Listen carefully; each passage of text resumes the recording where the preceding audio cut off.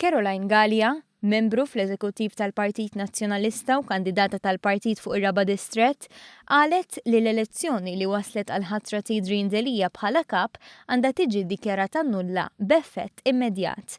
Dan fid-dawn ta' allegazzjonijiet serji li jinvolvu l-possibilità ta' tbabis ta' voti fl-elezzjoni għal ħatra ta' kap tal-Partit Nazzjonalista, u għaldaqstant stenniet li għandha tinħatar inkjesta interna b'mod urġenti.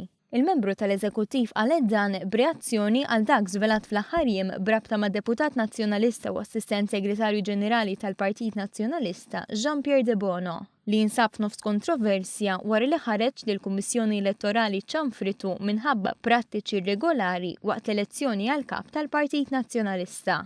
Mir-rapport tal-Kummissjoni ħareġ ċar li De Bono ġabar dokumenti tal-vot mingħajr ma verifika jekk il-firma fuq il-karta tal-Prokura kienet ġenwina jew falsifikata.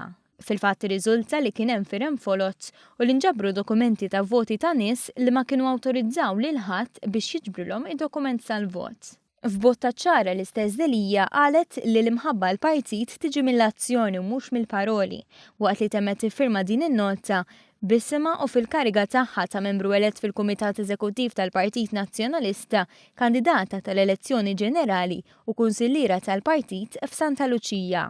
Intant, il-President tal-Kunsill Amministrattiv tal-Partit Nazzjonalista Carola Aquilina reġa' safa fil-mira ta' teddit, offiżi u kliem ħażin mill-partitarji nazzjonalisti.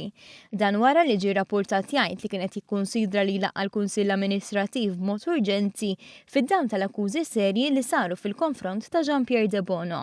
Aquilina appella lil partitarji nazzjonalisti biex jieqfu jibatulu teddit, offiżi u kliem ħażin u qalilhom li huwa kollu għal xejn u qed jaħlu ħinhom. Din kienet it-tieni darba f'ġimagħtejn li Aquilina kien kostret jitlob lil partitarji nazzjonalisti iwaqfu t-teddid tagħhom fil-konfront tiegħu. Dan wara li f'botta ċara Delija qal li l-ar ħaġa li tista' tiġrilu partit hija li jinħakem mill-mażunerija. Żvilupp ieħor fl-aħħar sigħat idur mal-konsulent mediku Kevin Kassar li kontesta l-aħħar elezzjoni ġenerali mal-Partit Nazzjonalista u li fl-aħħar jiem kellu kliem jibes għall-għażla Tidrin Delija bħala kap. Fitra indirizzata lill-Assistent Segretarju Ġenerali tal-Partit Nazzjonalista Jean-Pierre De Bono u li ppubblika fuq Facebook, Kassar ħabbar ir-riżenjat tiegħu minn membru tal-Partit Nazzjonalista. Għal ukoll li jixtieq li jismu jiġi annullat mill-lista ta' tesserati għal omorom. Deċiżjoni li ħajek kif qal ma jaqbilx mal-proċess demokratiku fiħdan il-Partit Nazzjonalista li eleġġa lil Tidrin Delija bħala kap. Fil-fatt qal li hemm diversi fatturi u mġiba ta' Delija li dwarhom għandu dubji serji. Dubji dwar il-kwistjoni tal-kont fismu f'Jersey, per eżempju, li fi kliem Kassar Delija ma spjegax l-iskop tiegħu minn fejn ġew il-flus fih u fejn marru.